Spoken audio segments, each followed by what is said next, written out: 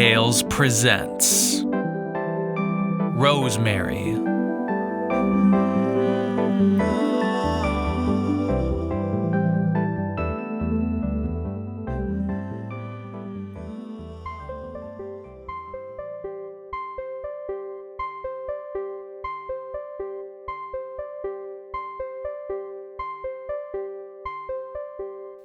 Rosemary lived in a tiny cottage on the edge of a tiny village. It was an idyllic place of cobblestone lanes and ivy-covered stone, a bit of the old world lingering on the edge of the new. The residents were quiet folk who took comfort in their simple ways, living next to the same people year after year and knowing all there was to know about them. Or so they thought.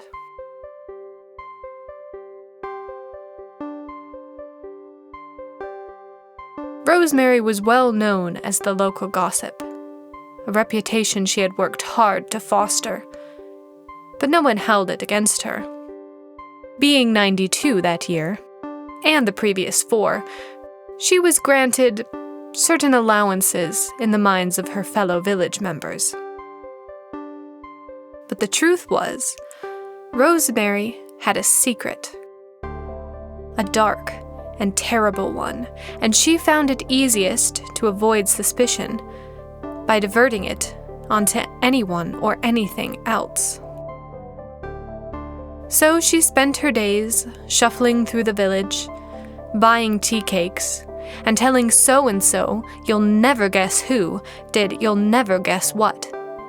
And at night, when she pulled her thick book of incantations, pouches of ingredients, and heavy black cauldron out from under the tea table, she felt sure that no one suspected a thing.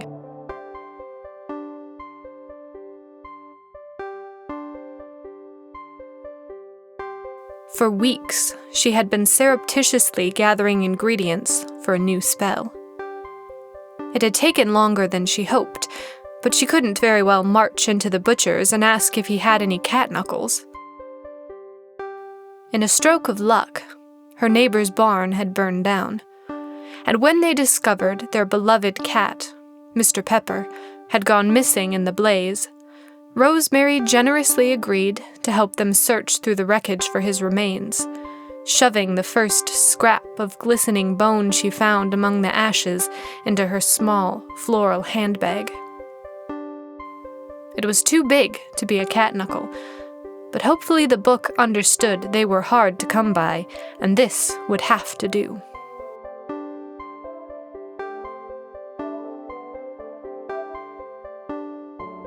She set the cauldron in the fireplace, arranged the candles as pentagonally as possible on the oblong hearth, and opened the book of spells to the worn page entitled Summoning Familiars, the Cat. What a little old lady living in a little old cottage on the edge of a little old village needed was a cat, but no ordinary cat would do for Rosemary. The ingredients and the bone were dumped into the cauldron, and in her thin voice, she began the recitation. At the final word, wind rushed through the small cottage, fluttering the pages and snuffing the candles. The cauldron belched a noxious puff of smoke. Waving it away, Rosemary peered inside. Oh dear.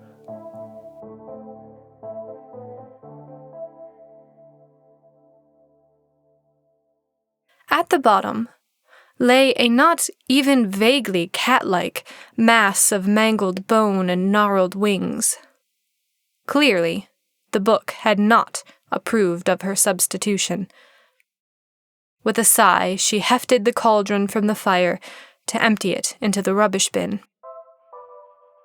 She had just reached the door into the kitchen when one of the wings twitched and stretched out to its full length. A long neck followed, and a tiny skull tilted to stare up at her with an empty eye socket. The pale beak clicked once before turning to preen the featherless wings.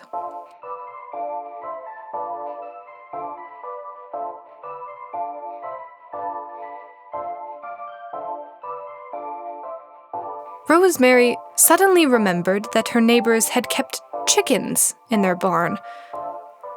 Despite the half-used carton of eggs they had given her, that was still in her refrigerator, she had completely forgotten.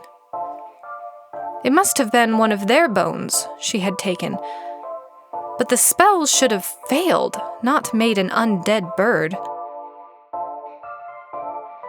The chicken, completing its meticulous grooming, hopped to the edge of the cauldron and tried to fly. It immediately crashed to the floor. With a disgruntled shake, making its bony body rattle, it stood up and began pecking at the speckles in the linoleum. Rosemary quickly slammed the door, trapping it in the kitchen.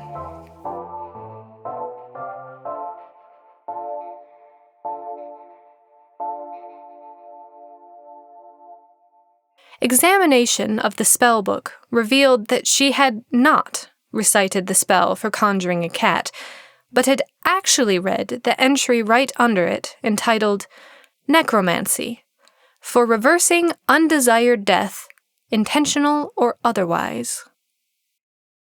The list of ingredients for both spells was almost identical, except cat knuckles were replaced with one piece of the deceased's physical form. Drat these candlelight spells, Rosemary sighed, slamming the book shut.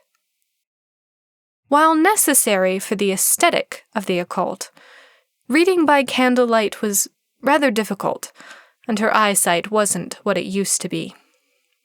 The book had a spell for fixing that, but Rosemary didn't hate any of the village children enough to harvest the necessary ingredients. Through the door, she could hear the chicken rattling around in the kitchen. She put the thick book of incantations, pouches of ingredients, and heavy black cauldron back under the tea table, and went to bed, hoping the spell would wear off by morning.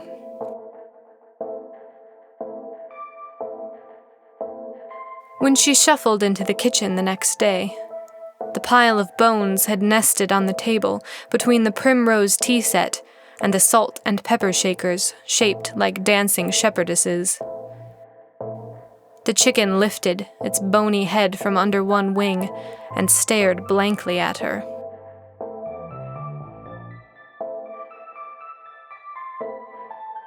The axe in the garden shed might solve her problems, but Rosemary wasn't sure it was possible to kill what was already dead. And the only thing worse than an undead chicken was a headless undead chicken, with its undead head flopping around.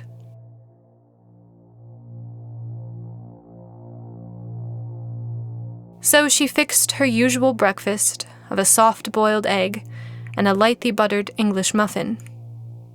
But the chicken kept staring at her, and she washed the half-eaten egg down the drain with the horrible feeling that she had cooked a relative. Morning had come, and the chicken was still very much alive. She needed a plan. She shut the chicken back in the kitchen, pulled on her boots, and started down the lane to her neighbor's to buy a bag of corn. She wasn't sure undead chickens needed food, but if it did get hungry, she couldn't risk it trying to find its way home. No amount of gossip could conceal a reanimated bag of bones wandering around.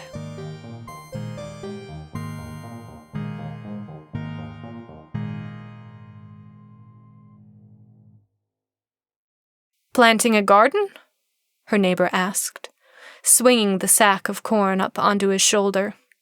He had insisted on carrying it back for her. Yes, Rosemary said quickly, realizing she had no other explanation for needing the corn. "You won't believe it," her neighbor said. "Mr. Pepper showed up last night.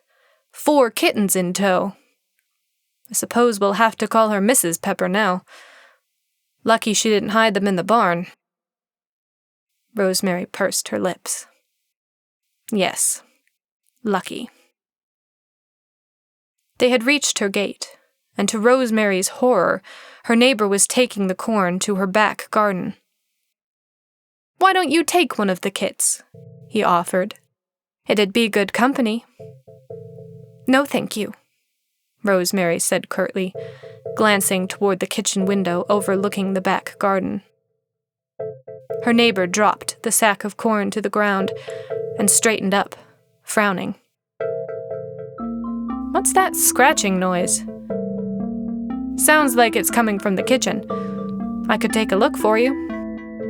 "It's just rats," she said, and shooed him home. "Told her she needed a cat," he muttered on his way out, no doubt thinking her too deaf to hear.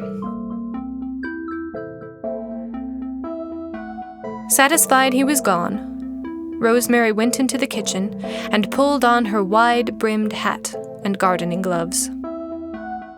When she went back into the garden, the pile of bones rattled along behind her.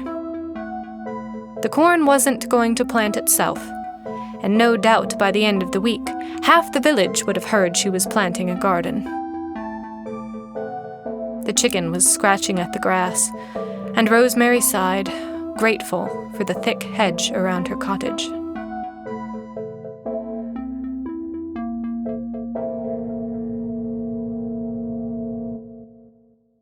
She had intended to keep the chicken only until she figured out what to do with it.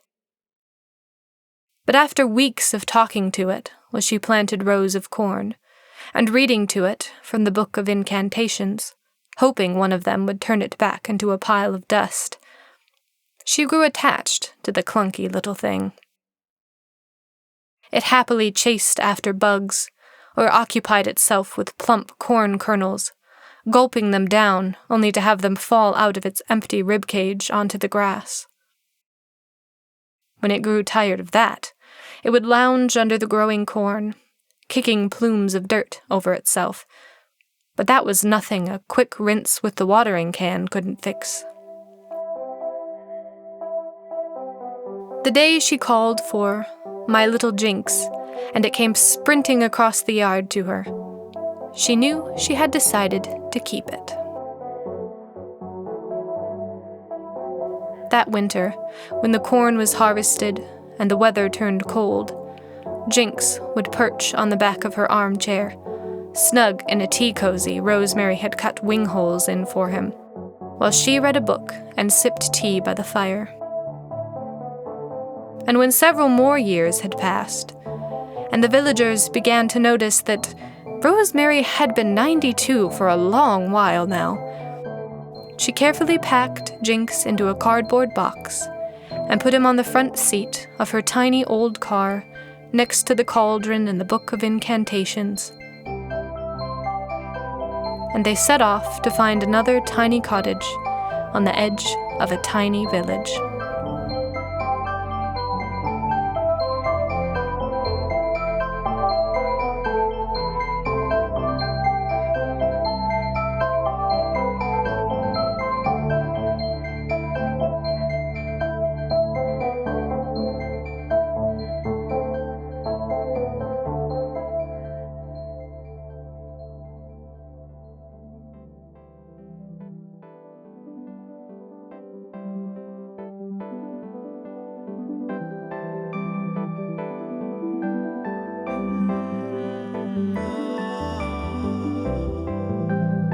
Today's episode of Tiny Tales was written and narrated by R.E. Rule.